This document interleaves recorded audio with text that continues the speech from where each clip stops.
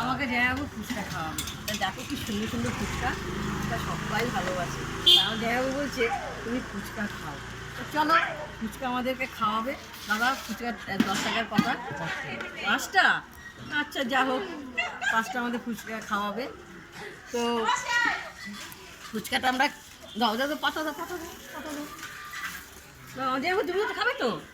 দিদি খাবে না? দিদি না না না ফুচকা না, খাই। আমার জামাইবাবু বলছে ফুচকা আমাকে খাওয়াবে। তো ফুচকা খেতে সবাই ভালোবাসে। তো চলো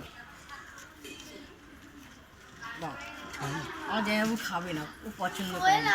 শালিকে খাওয়াবে, নিজে খাবে না, বউকেও খাওয়াবে না। তাহলে দেখো জামাইবাবুদের কাছে কত আদরের শালি আমার।